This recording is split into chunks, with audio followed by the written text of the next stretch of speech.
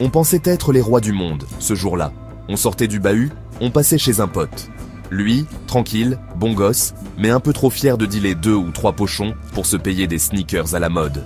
Il nous disait que son daron s'en foutait, qu'il était jamais là, qu'il voyageait beaucoup, qu'il vendait des imprimantes ou des clims, je sais plus. Un commercial quoi, comme tous les darons fantômes de notre génération. Bref, la belle vie. Sauf que ce jour-là, on entre dans le salon, et là, le daron. Assis, droit, calme. Trop calme. Le genre de calme qui pue l'embuscade. Et là, il nous regarde. Froid. Pas en colère.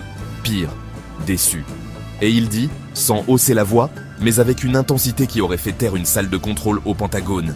« Tu vas arrêter tes conneries. Immédiatement. » On rigole. Enfin, surtout le pote. Nous, on sent déjà qu'un truc cloche. Et là, le mec, sans un mot de plus, sort une carte.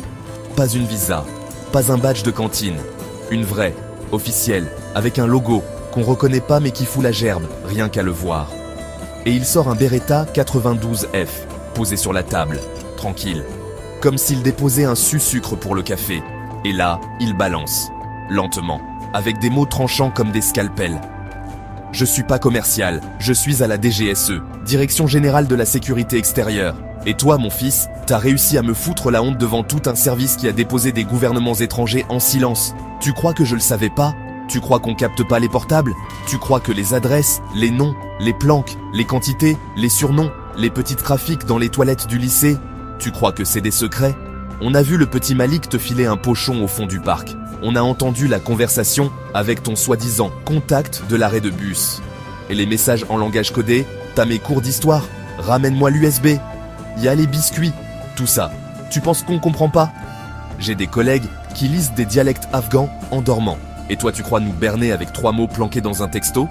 Et toi, tu oses rentrer ici, sous mon toit, avec ta fierté de dealer à la con, pendant que moi, je pars aux 4 coins du monde pour empêcher des fous furieux de faire sauter des ambassades ?